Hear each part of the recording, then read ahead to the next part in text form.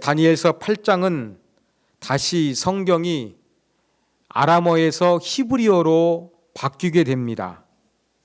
그 내용은 다니엘이 벨사살 왕 3년에 본 환상과 그 의미를 천사 가브리엘이 설명해 주는 그러한 내용입니다. 우리가 지난 시간에 살펴본 7장은 사나운 네 짐승에 관한 환상인데 8장은 숫양과 숫염소에 대한 환상입니다.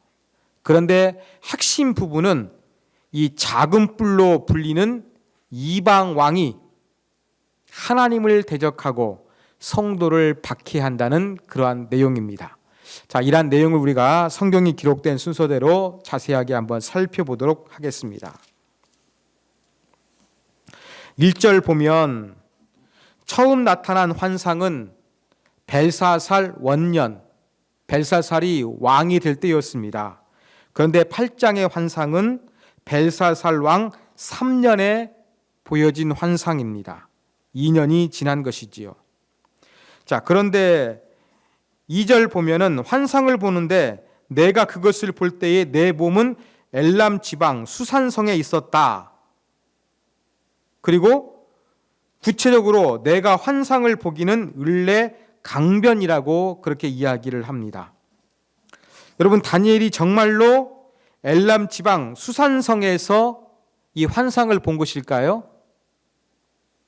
많은 학자들은 다니엘이 그의 몸이 정말 수산성으로 이동해서 환상을 본 것이 아니라 환상 중에 그의 몸, 그의 영이 이동한 것으로 그렇게 해석을 합니다. 그 이유를 우리가 본문 가운데서도 유추해낼 수가 있습니다. 자, 이 수산성은 엘람 지방에 있는 수산이라고 그렇게 이야기를 하고 있습니다. 그런데 엘람 제국의 수도가 원래 수산성이었어요. 그런데 페르시아 제국이 시작된 다음에 페르시아 왕들이 겨울철을 보내는 겨울 왕궁으로 사용하기를 시작했습니다. 그러면 지금 벨사살 왕은 아직도 바벨론의 왕이에요. 그러면 페르시아 제국이 아직 시작되지 아니한 시점이라는 이야기입니다. 그리고 거리상으로도 이 바벨론 수도로부터 수상궁은 거리가 무려 350km 정도 떨어져 있습니다. 그러면 지금처럼 교통이 발달하지 아니한 과거에 우리가 봉독한 8장 27절을 보면은 환상을 본 다니엘이 이 환상 때문에 알아 누워가지고 며칠 동안 왕의 일을 보지 못했다. 즉 왕궁에 출근을 하지 못했다는 이야기입니다. 여러분, 며칠 사이에 이 350km를 이동할 수가 있을까요? 힘들죠. 바로 환상을 본 다음에 왕의 일을 보지 못했다고 하는 것은 원래 다니엘에 있던 곳은 수산성이 아니라는 것입니다. 그러면 이 환상을 보는데 다니엘이 지금 자기가 살고 있는 바벨론의 수도에서 환상을 본 것이 아니라 왜 그의 몸이 수산성으로 이동했을까요? 그것은 앞으로 벌어지게 될 과거의 역사, 즉 이 페르시아 제국을 통해서 이루어지는 일이기 때문에 페르시아와 관련된 수상궁으로 환상을 볼 때에 다니엘의 몸이 이동하게 된 것으로 우리가 그렇게 이해를 하시면 되겠습니다. 을레강 수상궁 근처에 있는데 오늘날에는 지금 물이 완전히 말라 없어진 곳이라서 그 흔적을 좀 자세히 알기는 힘이 든다고 합니다. 자, 무슨 환상을 봤습니까? 3절부터 이제 강가에 두 뿔을 가진 숫양이 서 있는 걸 봤습니다. 근데 숫양 가운데 뿔이 두 개가 있는데 둘 중에서 하나가 더 긴 거예요. 근데 첫 번째 올라온 것이 아니라 두 번째 올라온 것이 더 길었다는 이야기입니다. 그래가지고 이 두 뿔을 가진 수량이 막 동서남북, 동쪽은 없죠? 예. 서쪽, 북쪽, 남쪽을 향해서 막 들이받습니다. 그런데 아무도 그를 이기지를 못합니다. 그러면서 4절 끝에 보면은 그것이 원하는 대로 행하여 강하여졌고 무소호리의 권력처럼 그렇게 마음과 권력을 행사하는데 그를 제어할 자가 없었다는 이야기입니다. 원하는 대로 다 했다는 것이죠. 원래 원하는 대로 행하시는 이는 하나님이신데 마치 자기가 신인 것처럼 그렇게 강력한 무력과 영향력을 발휘했다는 것입니다. 자, 천사 가브리엘이 이제 이 다니엘이 본 내용을 설명해 주는데 그냥 편의상 지금 조금 설명해 드리겠습니다. 여러분, 이 다니엘이 본 숫양은 바로 메데 바사를 가리킵니다. 메데 페르시아를 가리킵니다. 원래 메데 페르시아는 다른 제국이었어요. 메데가 조금 더 강성한 제국이었고 조금 더 시간이 지나가지고 페르시아가 더 강하게 되는데 이제 메데와 바데가 조금 이렇게 메데와 페르시아가 성경에서는 이렇게 바사라고 되어 있는데 이제 이렇게 좀 연합처럼 되어 있다가 마지막에 고레스가 이제 이 바사 왕국을 완전히 점령을 합니다.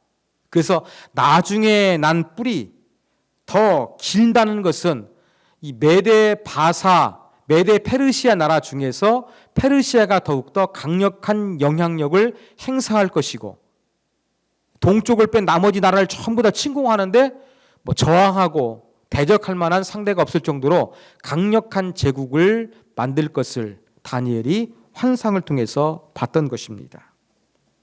자, 5절 보니까 내가 생각할 때에 환상을 보니까 다니엘은 생각을 했습니다.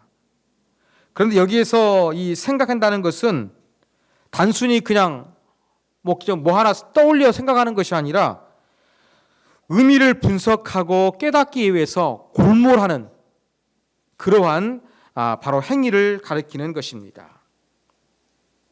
자, 이렇게 그 자기가 본 환상의 의미를 깨닫기 위해서 막 깊이 골몰하고 있는데 한 숫염소가 서쪽에서부터 또 등장합니다. 이 염소는 이제 그리스 왕 제국을 이제 상징하는 것입니다. 그리고 이제 숫염소가 다니는데 그 염소의 눈 사이에는 현저한 뿔이 있다고 이야기하고 있습니다. 현저한 뿔. 이것은 그리스의 알렉산더 대왕을 가리키는 것이죠. 근데 6절에 보니까 그 강가에 있던 숫양에게로 이 숫염소가 공격을 합니다. 분노한 힘으로 달려가죠. 이 페르시아에 대한 알렉산더 대왕의 공격을 보면 적절한 표현입니다. 그래서 7절을 보니까 더 자세하게 보니까 수량을 쳐가지고 그 두 뿔 메데 페르시아 꺾이죠. 그리고 이 알렉산더 그리스 제국을 대항할 수 있는 힘이 전혀 없는 거였습니다. 그러면서 8절 보니까 이제 양을 제압한 숫염소가 스스로 강대하여지고 이 강성할 때 큰 뿔이 꺾인다고 이야기합니다. 아까 그 뿔은 알렉산더 대왕이라고 그랬죠.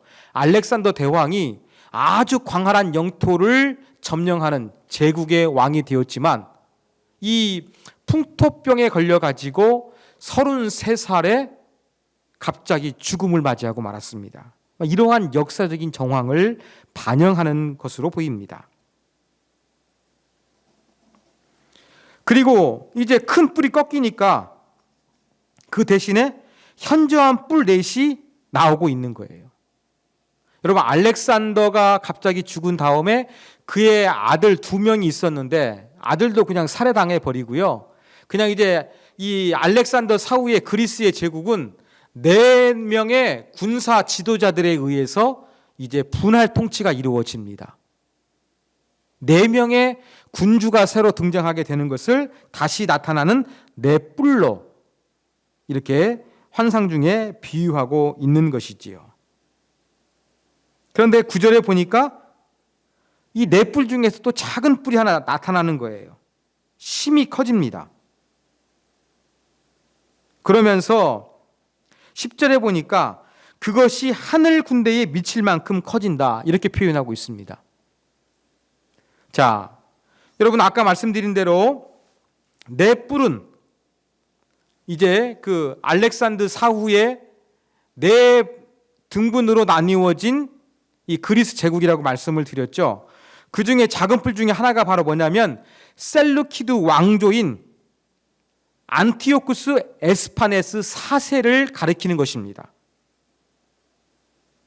9절에서 작은 뿔 하나가 나왔다는 것은 셀루키드 왕조의 안티오쿠스 에피파네스 4세를 가리키는 것입니다. 이 사람이 뭘 했습니까? 하늘 군대에 미칠 만큼 커졌다. 하늘 군대가 뭘 상징할까요? 하늘 군대는 저 천상에 있는 천군 천사 이러한 영적인 존재가 아니라 여기서 말하는 하늘 군대는 이스라엘 백성들을 상징합니다. 하늘 군대에 미칠 만큼 커졌다는 것은 이제 이 안티오쿠스 에스파네스 4세가 이스라엘을 괴롭히고 박해한다는 것입니다. 그러면서 군대와 별들 중 몇을 땅에 떨어뜨리고 그것들을 짓밟고 그렇게 이야기하고 있죠. 이것은 이스라엘 백성들을 박해할 것을 이제 의미하는 표현입니다. 그러면서 이스라엘 백성들만 박해를 하는 것이 아니라 11절 보니까 스스로 높아져서 군대의 주제를 대적하며, 군대의 주제가 누구를 가리키는 표현일까요? 군 사령관이신 하늘 군대를 거느리시는 하나님을 가리키는데 하나님을 대적한다는 것입니다. 그러면서 하나님을 대적하는데 구체적으로 어떻게 대적하느냐? 그에게 매일 드리는 제사를 없애버렸고, 여러분 아침 저녁으로 이스라엘은 매일 번제를 드렸는데 이 아침과 저녁에 드리는 번제를 드리지 못하도록 했습니다. 그리고 성소를 헐었다 그랬습니다. 이것은 예루살렘 성전을 물리적으로 파괴했다는 의미라기보다는 이 에피파네스 4세는 예루살렘 성전에다가 제우스 신상을 세웠습니다. 그리고 속된 제물, 부정한 짐승인데 돼지고기를 제단에 바쳤습니다.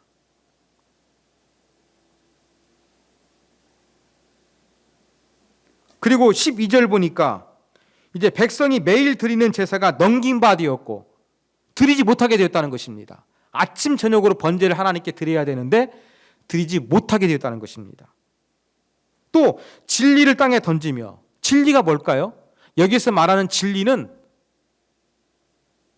모세오경, 하나님의 율법을 가리킵니다.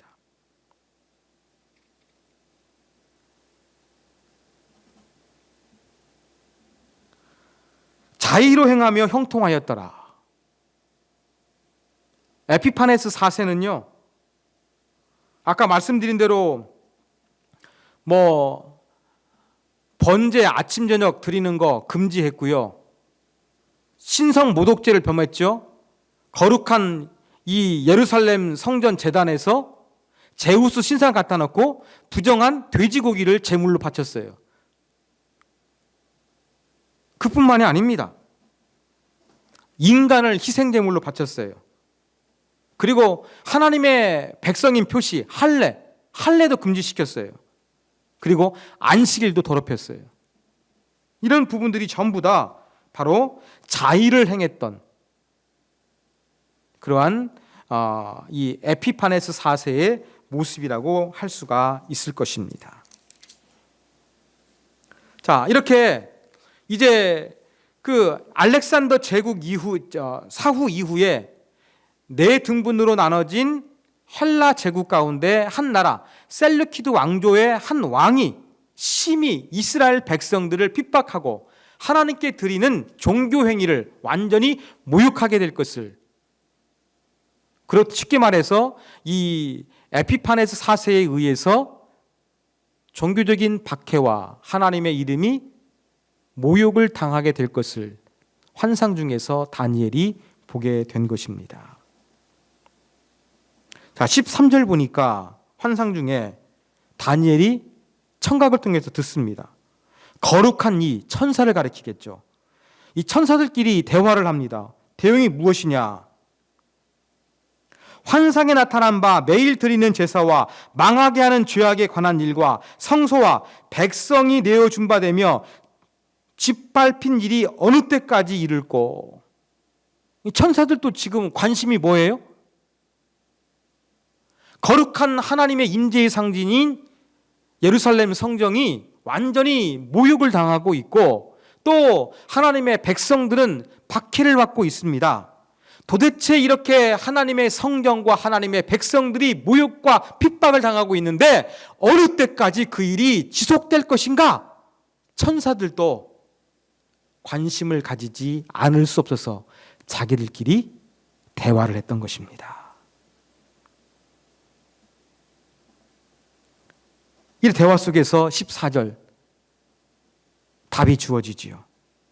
그가 내게 이르되 2300주야까지니, 그렇게 이야기하고 있습니다. 그 다음에 2300주야가 지나서 성소가 정결하게 될 것이다. 그렇게 다니엘에게 일러줬습니다.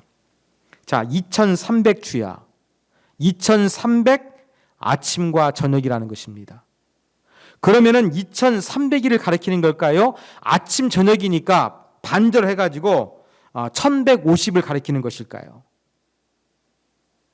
두 가지 해석이 가능한데 더 많은 경우에 아침 저녁 드리는 제사니까 이 2300을 반으로 하면은 1150일을 의미하는 것으로 해석하는 사람들이 조금 더 많습니다. 그런데 이 기간을 또 계산해 보면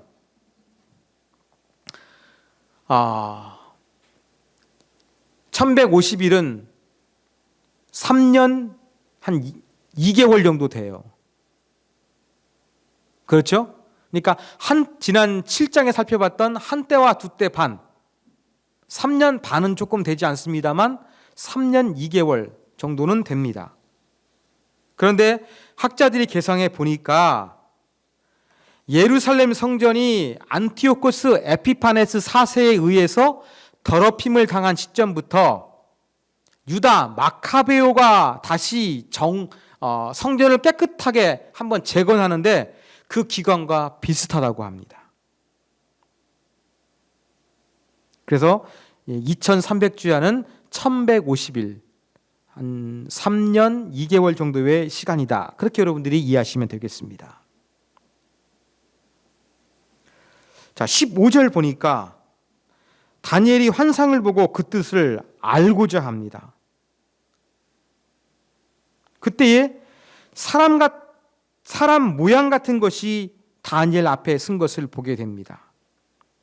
자, 그 뜻을 알고자 했다는 것은 아까 그 꿈의 의미를 깊이 골똘하게 생각했다고 말씀을 드렸죠. 마찬가지입니다. 그 뜻을 알고자 했다는 것도 이해하고 깨닫기 위해서 적극적으로 노력했다는 이야기입니다. 바로 그때 사람 모양 같은 것이 나타났습니다.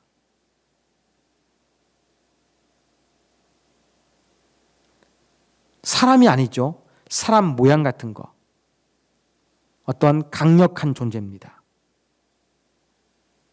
근데 이 강력한 존재가 가브리엘아 명령을 내리는 걸 봅니다. 그리고 다니엘이 천사는 두려워하지 않는데 두려워서 얼굴을 땅에 대는 것을 볼 때에 이 사람 모양 같은 것은 하나님으로 해석하는 것이 합당한 것 같습니다. 16절 보십시오. 내가 들은즉 을레강 두 언덕 사이에서 사람의 목소리. 그러니까 지금 천상적인 존재가 강가 위에서 말씀하고 있는 걸 듣고 있는 거예요. 그때 이제 가브리엘아, 이 환상을 이 사람에게 깨닫게 하라. 이거 하나님 명령하시는 것이죠.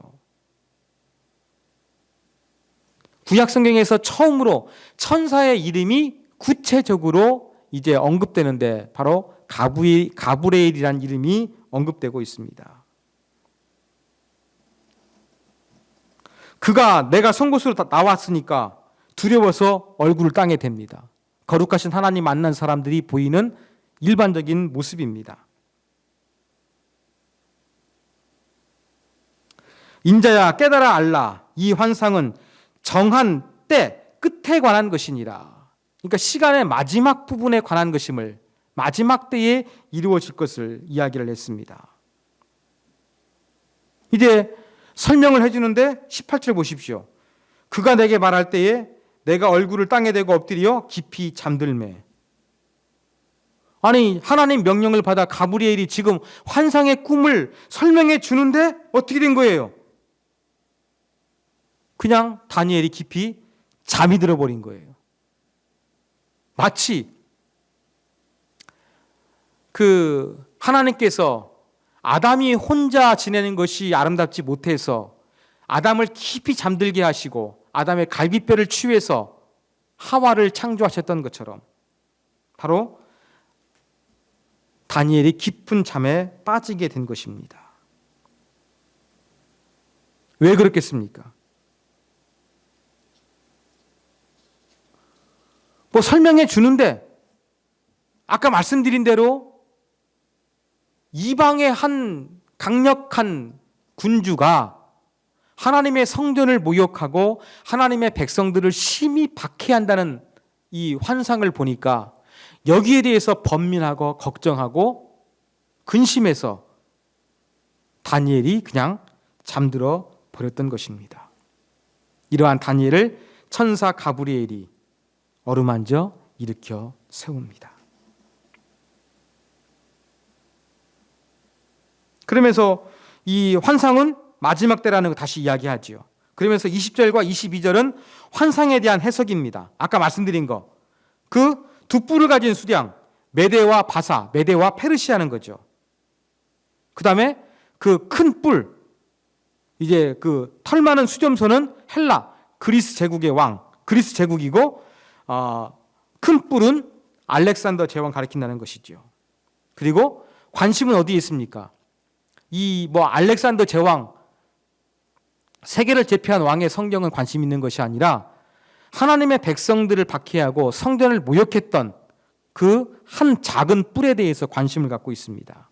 그러면서 알렉산더 대왕 이후에 4개로 나라가 쪼개지게 되는데 셀루키드 왕조가 바로 이스라엘을 핍박하게 될 것을 이제 이야기하고 있는 것이죠.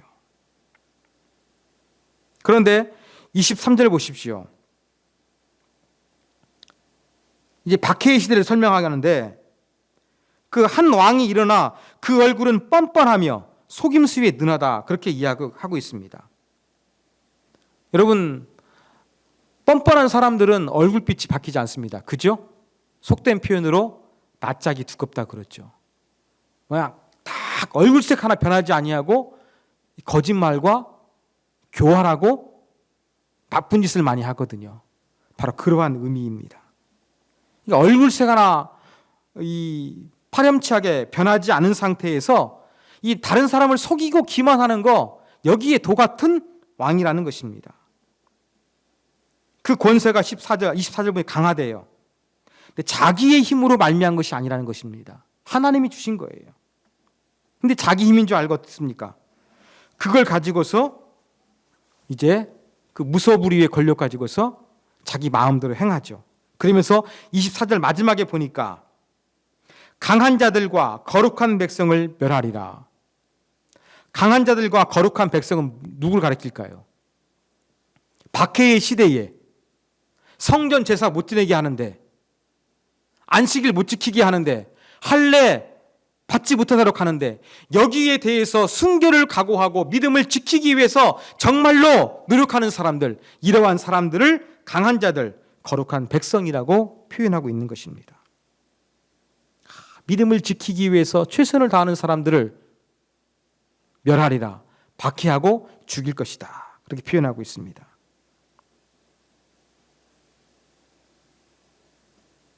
그러면서 25절 중간쯤 보면 또 스스로 서서 만왕의 왕을 대적할 것이나, 만왕의 왕이 누구겠습니까? 하나님이시죠. 교만해져 가지고 하나님을 대적합니다. 그런데 그가 어떤 죽임을 당합니까? 그가 사람의 손으로 말미암지 아니하고 깨지리라. 사람에 의해서 살해당하는 것이 아니라 하나님에 의해서 심판을 당할 것을 이제 가브리엘이 설명해 주었던 것입니다.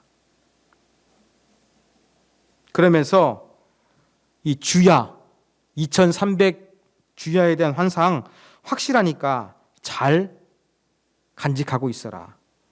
이건 미래의 일이라. 그렇게 이제 일러줬습니다. 자, 환상이 다 종료됐습니다. 마지막 27절 환상 이후의 다니엘의 모습입니다. 자, 다니엘은 이 환상을 보고 지쳐가지고 병이 들어버립니다. 여러분, 특별한 영적 체험 이후에는 이렇게 인간의 몸이 조금 쇠할 수도 있습니다. 다니엘도 며칠 동안 왕의 일을 보지 못할 정도로, 출근하지 못할 정도로 그렇게 심하게 알아누웠습니다. 결국 회복되었지만 다니엘은 여전히 놀라움과 혼란 속에 있었습니다. 그런데 그 뜻을 깨닫는 사람도 없었느니라. 다니엘도 제대로 그 환상의 의미를 깨닫지 못했다는 이야기입니다. 조금 이해가 안 돼요. 그죠? 아니, 사람 모양 같은 존재, 즉 하나님 나타나서 가브리엘아, 환상의 의미를 설명해 줘라, 이렇게 말씀을 듣고 가브리엘이 설명까지 해 주었는데 다니엘이 왜 깨닫지 못했을까요? 이것은 이 다니엘서를 집중해서 볼 수 있도록 하는 문학적인 장치 그 이상의 의미가 있습니다. 아직 이 환상은 26절처럼 여러 날 후 미래의 일이라서 모든 것을 구체적으로 다 언급하고 있지 못하는 부분도 많이 있기 때문에 새로운 해석의 가능성도 존재하는 것이거든요. 그러니까 다니엘도 조심스럽게 이것을 완전히 깨닫지 못했다, 그렇게 표현하는 내용으로 다니엘서 8장이 끝이 나고 있습니다. 자, 이러한 다니엘서 8장을 통해서 우리가 배울 수 있는 교훈점 살펴보도록 하겠습니다. 첫 번째 교훈입니다. 첫 번째 교훈은 인간은 하나님의 뜻이나 계획을 완전히 깨달을 수 없다는 것입니다. 다니엘 행동 보십시오. 환상을 봅니다. 여러분, 환상 보셨습니까? 환상 보는 것도 아주 특별한 특별한 체험인데, 다니엘은 이 특별한 체험을 통해 가지고도 뭔가 하나님의 뜻이 무엇인가를 좀 알아가고 있는데 완전히 알아가지는 못했다는 이야기입니다. 생각했다, 깨닫기 위해서 노력했다, 가브리엘이 해석해 주었다, 이런 것들을 보면, 또 환상을 보고서 며칠 동안 출근하지 못했다, 이런 걸 보면 하나님께서 보여주신 것, 하나님의 뜻과 계획에 대해서 인간이 그것을 완전히 깨닫기가 얼마나 힘들고 어려운지를 우리가 알게 됩니다. 여러분, 제가 청년 시절에 이렇게 한번 소그룹 때 이런 과제를 과제를 준 적이 있습니다.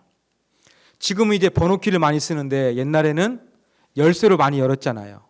뭔가를 열려고 그러면 열쇠가 필요하잖아요. 그래가지고 원래 A4지에다가 열쇠를 크게 복사를 했습니다. 근데 이것을 4분의 1만 보이도록 접었습니다. 그러면 4분의 1만 보고서 이 모양을 다른 사람에게, 그룹원들한테 한번, 조원들에게 그대로 한번 그려보라고 지시하라고 그랬습니다. 여러분, 열쇠의 4분의 1만 보고서 어떤 모양으로 그리라고 하면은 그 사람이 잘 지시하겠습니까? 또 그 사람의 말을 듣고서 나머지 사람들이 제대로 그 그림을 그릴 수가 있겠습니까? 그것은 힘들고 어렵겠지요. 그죠? 이걸 통해 가지고 참 하나님의 뜻을 우리가 다 알기 힘들고 어렵고, 특별히 아브라함이 하나님의 뜻을 다 몰랐지만 믿음으로 순종했다. 그것을 가르쳐 주기 위해서 제가 한번 이러한 것을 사용했던 기억이 있습니다. 사랑하는 여러분, 마찬가지예요. 하나님이 행하시는 것에 있어서 우리가 열쇠라는 그림을 전체를 보고 이렇게 그리라고 하면은 어느 정도 말이 되는데, 전체 그림을 보지 못한 상태에서 부분만 보고서 해석하려고 하면은 혼란스럽고 어렵습니다.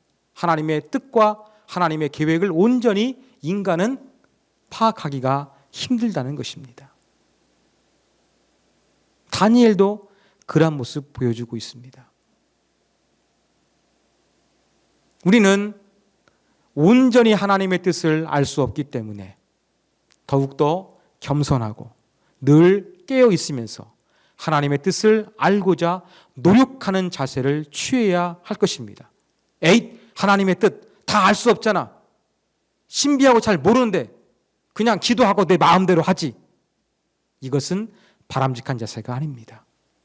신비한 하나님의 뜻이지만 그 하나님의 뜻을 우리가 늘 가슴에 품고 살아야 할 것입니다. 이게 두 번째 교훈입니다. 자, 하나님의 말씀을, 하나님의 뜻을 우리는 가슴에 품고 살아야 한다는 것입니다. 여러분, 다니엘서 7장과 8장에 기록된 다니엘서에 기록된 다니엘의 7장과 8장의 모습을 한번 떠올려 보십시오. 자, 7장의 모습에서 어떤 모습 봤습니까? 7장에서는 다니엘이 환상을 보고서 마음에 근심하고 번민했다. 이러한 표현이 등장합니다. 그리고 환상을 마음에 간직하고 근심했다. 마지막 절 7장 28절에서도 이렇게 반복이 되고 있습니다. 8장 5절도 보니까 다니엘이 환상을 봤는데 다시 골똘히 생각했다고 이야기합니다. 15절 보니까 그 의미를 깨닫기 위해서 노력했다고 합니다. 노력하다 보니까 하나님 은혜 주시잖아요. 사람 모양 같은 것 하나님이 친히 나타나셔서 그 의미를 깨닫도록 천사 가브리엘에게 명령을 하셨습니다. 여러분, 지금 7장과 8장에서 보여지는 다니엘의 모습이 어떻습니까? 하나님께서 보여주신 환상, 하나님의 계획, 하나님의 뜻이 있지 않습니까? 이것을 늘 가슴에 품고 살았던 사람이 다니엘이라는 것을 7장과 8장이 보여주고 있는 거예요. 어렵고 힘들어도 하나님께서 내게 보여주신 환상의 의미가 무엇일까? 이것을 내가 붙잡고 어떻게 기도하고 어떻게 살아야 할 것인가? 다니엘의 마음의 중심 가운데는 하나님의 말씀을 가슴에 확실하게 붙고 있는 자세가 있었던 것입니다. 자, 하나님 환상을 받는 하나님이 나에게 환상을 보여주셨다. 그런데 이해하기도 힘들다. 어렵다. 아이고 머리 아프다. 나는 모르겠다. 다니엘은 포기하지 않았습니다.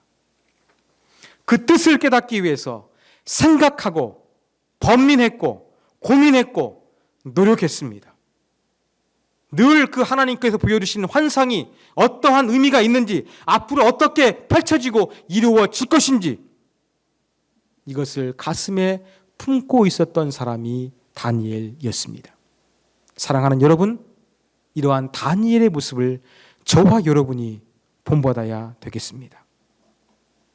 저와 여러분도 환상을 볼 수 없지만 기록된 이 말씀을 통해서 보여주시는 하나님의 말씀을 늘 가슴에 간직하고 이 말씀을 묵상하고 살아야 할 것입니다.